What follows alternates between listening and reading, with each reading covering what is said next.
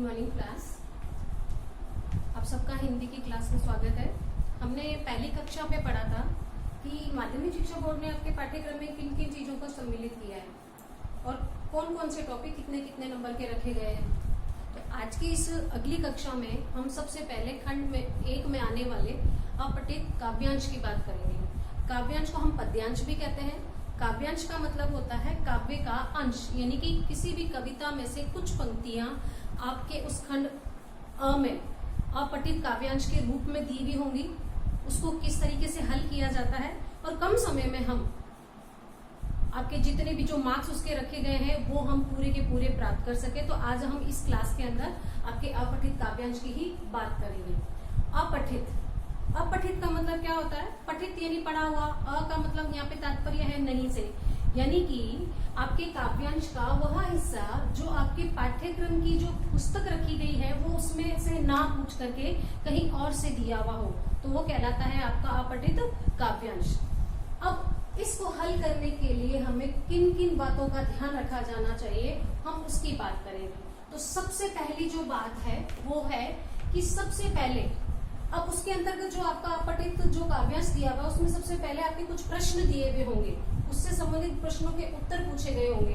तो उस काव्यांश को हम पढ़े उससे पहले हम एक बार मोटे मोटे रूप में जो प्रश्न आपके दिए हुए हैं उसको हमको सबसे पहले पढ़ लेना चाहिए।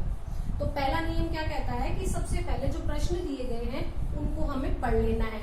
फिर दूसरे नंबर पे जो दिया गया काव्यांश है उसको ध्यान पूर्वक पढ़ना चाहिए।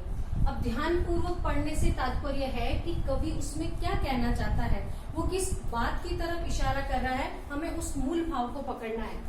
अगला नियम क्या कहता है कि काव्यांश पढ़ते समय जो प्रश्न हमने पढ़े थे, जो हमने सबसे पहले प्रश्न पढ़े थे, उनसे संबंधित जो पंक्तियां अब हम इस काव्यांश में पढ़ रहे हैं उसको हमें पढ़ते समय हाथों हाथ उसको रेखांकित कर देना चाहिए। फिर अगला नियम कहता है कि उत्तर जब हम उसके जब दे रहे हैं तो वो उत्तर जो है वो सरल संक्षिप्त होना चाहिए, तथा जो उत्तर है वो ऐसे कि ऐसे उन पंक्तियों को ना उतार करके आपको अपनी भाषा में उसके उत्तर लिखने हैं। उत्तर सरल यानी कि एकदम सटीक और सरल भाषा में होने चाहिए, संक्षिप्त होने चाहिए। जो आपकी 2 नंबर का या 1.5 नंबर का जो प्रश्न पूछा गया है उसकी जो शब्द सीमा होती है वो 20 से 30 शब्दों के अंतर्गत होती है, तो उससे ज्यादा हमें नहीं लिखना है। दिए गए काव्यांश का मूल भाव समझते हुए कि वो कह क्या रहा है, तो प्रश्नों के उत्तर भी उसी मूल भाव से संबंधित होने चाहिए। जितना पूछा गया है उतना ही उत्तर लिखा जाना चाहिए। अनावश्यक रूप से आपको अपने समय को बर्बाद ना करते हुए जितना पूछा उतना ही लिखना चाहिए। शीर्षक संक्षिप्त होना चाहिए। कई बार शीर्षक भी पूछा जाता है। जो आपका पहला प्रश्न होता है कि दिए गए काव्यांश का उचित शीर्षक दीजिए, तो शीर्षक जो होता है वो संक्षिप्त होता है, 2 से 3 शब्दों के अंतर्गत होता है, और जो उस काव्यांश का मूल भाव है उससे संबंधित आपका शीर्षक होना चाहिए। अब शीर्षक को लिखते समय किस बात का ध्यान रखा जाना चाहिए कि शीर्षक जो होता है वो लिखते समय उसको उद्धरण चिन्ह यानी कि सिंगल इन्वर्टेड कोमा और पूर्ण विराम लगा करके उसको लिखा जाना चाहिए। अब हम बात करते हैं, हमें काव्यांश को हल करके देखते हैं। तो हमारा पहला नियम क्या था कि काव्यांश को हम पढ़े उससे पहले जो मोटे मोटे रूप में जो प्रश्न दिए गए हम उसको सबसे पहले पढ़ेंगे। तो इसमें 3 प्रश्न दिए गए हैं। सबसे पहला है कि दिए गए काव्यांश का उचित शीर्षक लिखिए। दूसरा प्रश्न दिया हुआ है कि कवि को नवयुवकों से क्या क्या अपेक्षाएं हैं, क्या क्या उम्मीदें हैं। नंबर 3, मरकर भी सदियों तक जीना कैसे संभव है, स्पष्ट कीजिए। अब प्रश्नों को पढ़ने के बाद अब हमारा जो अगला स्टेप जो होगा वो होगा हम काव्यांश को ध्यान पूर्वक पढ़ेंगे। मैं चला तुम्हें भी चलना है असी धारों पर। कवि कहता है कि मैं भी चल रहा हूँ और दूसरों से भी आह्वान करता है कि तुम्हें भी असी धार, असी का मतलब होता है तलवार, कि तुम्हें भी जो तलवार की धार अर्थात जो कठिनाइयां और चुनौतियां हैं उनका सामना करते हुए मेरे साथ आगे बढ़ना है। सर काट हथेली पर लेकर बढ़ आओ। तो सर काट, अब यहाँ से साफ साफ पता लग रहा है कि यहाँ सर काट हथेली पर, कि यहाँ पे देशभक्ति की बात हो रही है। जो अपना सब कुछ न्यौछावर कर देते हैं उस देशभक्ति की बात करते हुए कवि दूसरों से आह्वान करता है कि तुम भी मेरे साथ इस पथ पर आगे बढ़कर चलो।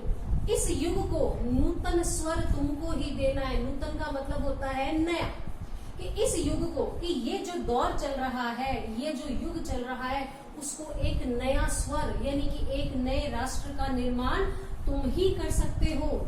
अपनी क्षमता को आज जरा आजमाओ तो, कि जो तुम्हारे अंदर जो बहुत सारी क्षमताएं हैं, जो तुम्हारे अंदर जो बहुत सारी जो काबिलियत है, उन सब को आजमाते हुए इस नए राष्ट्र का निर्माण तुम लोग कर सकते हो।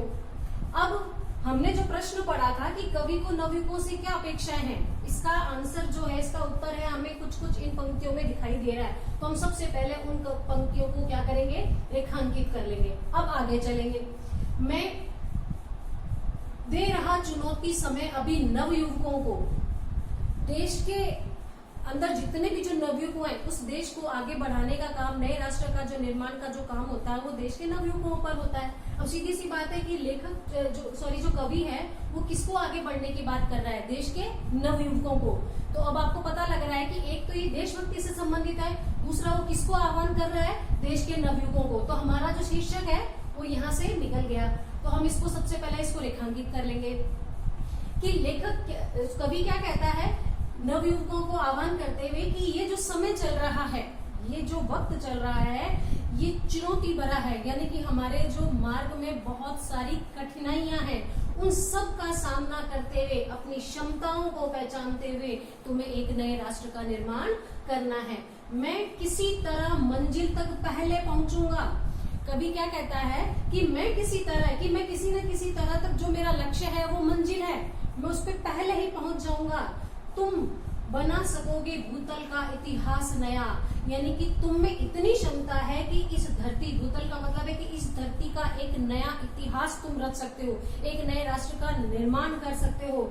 और मैं गिरे हुए लोगों को गले लगाऊंगा। और कभी कहता है जो भी हताश निराश लोग हैं, जो गिरे हुए लोग हैं, मैं उनको गले लगा करके आगे बढ़ने के लिए प्रेरित करूंगा। और जितनी भी चुनौतियां हैं, अभी किन किन चुनौतियों की बात हो रही है कि ऊंच नीच, कुल, जाति, रंग का भेदभाव, कि इस अभी जो इस समय जो ऊंच नीच, कुल को लेकर, जो जाति को लेकर के जो भेदभाव होते हैं, मैं उन सबको मिटाते हुए जितनी भी जो रूढ़िवादी की, मैं रूढ़िवाद का कलमश महल ढहाऊंगा, यानी ढहाऊंगा का मतलब उसको खत्म कर दूंगा, यानी उसको नष्ट कर दूंगा। तो जितनी भी जो रूढ़िवादी परंपराएं हैं, जो समाज की या राष्ट्र की प्रगति में बाधक है, उन पर खड़ा जो ये काला महल है, मैं उसको खत्म कर दूंगा या उसको नष्ट कर दूंगा।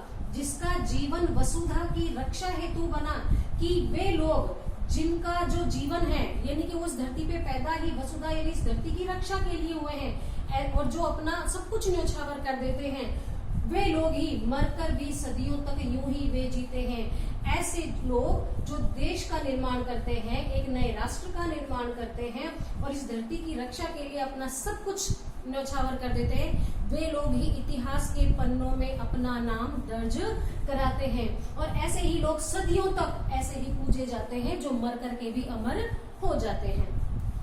अब हमने ये दूसरा जो स्टेप था हमारा, हमने इसको पढ़ लिया। अब दिए गए काव्यांश का उचित शीर्षक लिखिए। हमने उसी समय इसको पढ़ते हुए ध्यानपूर्वक कि देशभक्ति इसका मूल भाव है और वो किसको आह्वान कर रहा है, किसको प्रेरित करने की बात कर रहा है, शीर्षक क्या हुआ, नवयुवक। तो अब हम जो इसका उत्तर लिखेंगे नवयुवक, मैंने आपको बताया था कि शीर्षक किस तरह से लिखा जाता है, सिंगल इन्वर्टेड कोमा इकहरे उद्धरण चिन्ह के अंतर्गत लिखा जाता है। तो जैसे हम इसका उत्तर लिखते हैं पहले वाले उत्तर का, तो हम क्या लिखेंगे, अब इसका जो उत्तर है वो ऐसे पूरा नहीं लिखेंगे कि दिए गए काव्यांश का उचित शीर्षक नवयुवक होगा, ऐसे लिख करके हम अपना समय बर्बाद नहीं करेंगे। हम सीधा शीर्षक लिखेंगे, इसका शीर्षक क्या है, नवयुवक। इसको इकहरा सिंगल इन्वर्टेड कोमा में पूर्णविराम और इसको रेखांकित करें। बस आपका यही तरीका होगा शीर्षक लिखने का। इसको अनावश्यक रूप से इसका पूरा उत्तर हम नहीं लिखेंगे। दूसरा क्या कहता है प्रश्न कि कवि को नवयुवकों से क्या क्या अपेक्षाएं हैं। हम जब इस काव्यांश को पढ़ रहे थे तभी हमने उसको रेखांकित कर दिया था कि कवि नवयुवकों से यह अपेक्षाएं रखता है कि वह अपनी क्षमताओं को आजमाते हुए एक नए राष्ट्र का निर्माण कर सकते हैं। साथ ही जो देश में जितनी जो रूढ़िवादी परंपराएं हैं, ऊंच नीच है, कुल है, जाति रंग का भेदभाव हटाते हुए एक नए राष्ट्र का निर्माण कर सकते हैं। तो इसको हमने जब रेखांकित किया तो हमारा जो इसका उत्तर है वो बहुत आसानी से हमें प्राप्त हो गया। तीसरा जो प्रश्न है, मरकर भी सदियों तक जीना कैसे संभव है? कि वे लोग जो राष्ट्र के लिए, अपने देश के लिए अपना सब कुछ न्योछावर कर देते हैं, वे इतिहास के पन्नों में अमर हो जाते हैं और सदियों तक उन लोगों को हमेशा याद रखा जाता है और ऐसे ही लोगों की पूजा की जाती है। तो अब हमने क्या सीखा कि सबसे पहले हमने प्रश्नों को पढ़ा, काव्यांश को ध्यानपूर्वक पढ़ा और पढ़ते समय जो प्रश्न हमारे दिमाग में जो चल रहे थे हमने उनको रेखांकित किया और रेखांकित करने के बाद अब जो शीर्षक लिखने का तरीका सीखा हमने। अगली बार जितना पूछा है हमें उतना ही लिखना है। अगली बात कि जो काव्यांश का मूल भाव है उसको समझते हुए अपनी भाषा के अंतर्गत हमें इसके उत्तर लिखने हैं। अब हमारी अगली जो कक्षा रहेगी उसमें भी हम 2 काव्यांश को हल करके देखेंगे। आपके पास अभी घर पे जितनी भी जो रेफरेंस किताबें हैं, पुरानी पासबुकें हैं या जो आपके भाई बहन की जो व्याकरण की किताबें हैं, उनमें से रोजाना आप 2-2 काव्यांश को हल करें ताकि आपको प्रैक्टिस हो धीरे धीरे। आपके पास एक रजिस्टर आप लोग डाल लें और उसके अंदर रोज जाना 2-2 काव्यांश को मेरे साथ साथ हल करते चले ताकि आपको पता लगे कि आपके साथ में कौन कौन सी दिक्कत आ रही है और उन नियम को आप अपने रजिस्टर में नोट डाउन कर लें। Thank you.